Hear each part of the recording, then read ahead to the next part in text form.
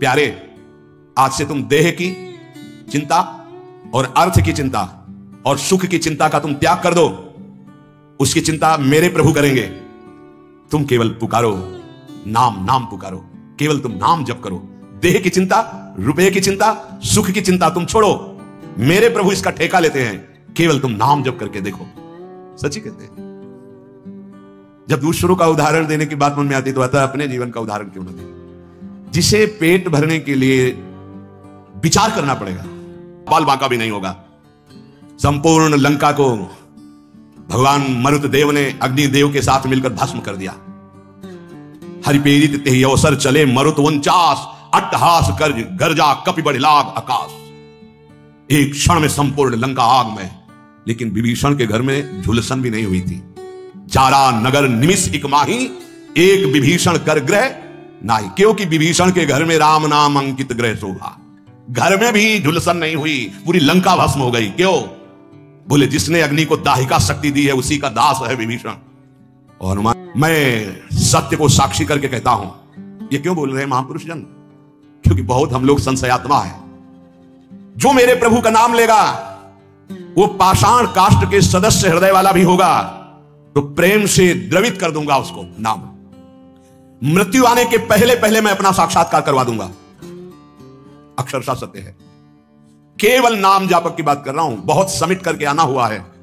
इतनी यात्रा करवाकर यहीं अभी विश्राम मिला जहां तुम्हें प्रारंभ हो रहा है। ये तुम बड़े सौभाग्यशाली हो, हमसे ज्यादा सौभाग्यशाली हो। सीधे तुम्हें वृंदावन मिला, सीधे तुम्हें उपासना मिल गई, भटकना नहीं पड़ा। यहां बहुत दौड़ भाग करके फिर अनुभव हुआ मृत्यु। लेकिन प्रतिपल यहां चरणामृत नाम का आ रहा है। राधा राधा। ये क्या करेगा? बोले नस नस में राधा नाम का प्रभाव जागृत कर देगा।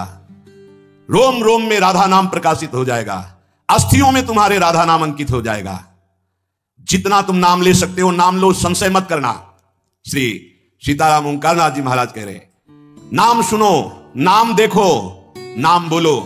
मैं तुम्हें सत्य को टीवी में देखते हो, हम दिमाग में देखते हैं। क्या चला रहे हो? बस इतना है। अब न करता रह गया है न भोगता रह गया है। वो एक यंत्र है। एक साउंड का नाम प्रेमानंद है और उससे तुम सुन रहे हो। इसमें जो चिप लगी हुई है वो असली प्रेमानंद की है। बाहरी तुम्हें प्रेमानंद शरीर दिखाई दे रहा है, ये नहीं है। इसमें प्रेमानंद ही बोल रहा है। प्रेमानंद कौन है? हमारे प्रभु का नाम प्रेमानंद। देवा नामत भक्त मुक्त सुहृदाम अत्यंत दूरम चयत प्रेमानंद रसम महासुखकरम चोच्चारितम प्रेमतः।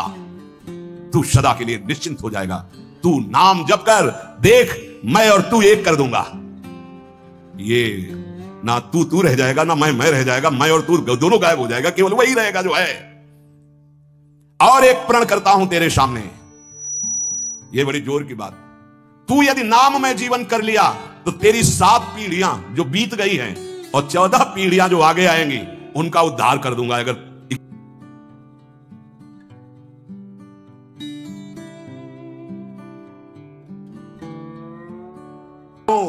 जिनके भय से भयभीत रहता है, मृत्यु काल जिनके डर से डरप करके अपना कार्य करते हैं। देख मैं भीषण का भी भीषण हूं। विपत्तियों से तू डरेगा? अरे तेरी विपत्तियां तेरे से डरेंगी। तू नाम जप कर। शब्द पकड़ लो, शब्द ब्रह्म है। विपत्तियां तेरे से डरेंगी। किडनी भी कहेगी कि गलत जगह फेल हो गई दूसरी जगह फेल होना था, ये कहां फंस गई हम है? वो क्या बिगाड़ पाएगी? विपत्तियां भी डरेंगी आने में, क्योंकि नाम जब चल रहा है। मैं तेरा तेरा तेरा वादा करते हैं भगवान। मैं तेरा तेरा तेरा, बस तू मेरा नाम जप कर। मैं अभयदान। अब वो तो समझ नहीं पा रहे थे तो उनका इनको दंड दिया जाए, क्योंकि बहुत अभिमान से युक्त दिखाई दे रहे। इनको मत वाले हाथी से कुचलाया जाए। ऐसे बड़ी बड़े किले गाड़ दिए गए, हाथ बांध दिए गए, ऐसे बैठाल दिया गया और सामने मत वाले हाथी को मदिरा पान करा करके और अंकुश के द्वारा बेच करके दौड़ा गया कि कुचल दिया जाए। कबीर दास जी से दृष्टि बिल्कुल ऐसे, कोई भय नहीं, हाथ ऐसे बंधे हुए।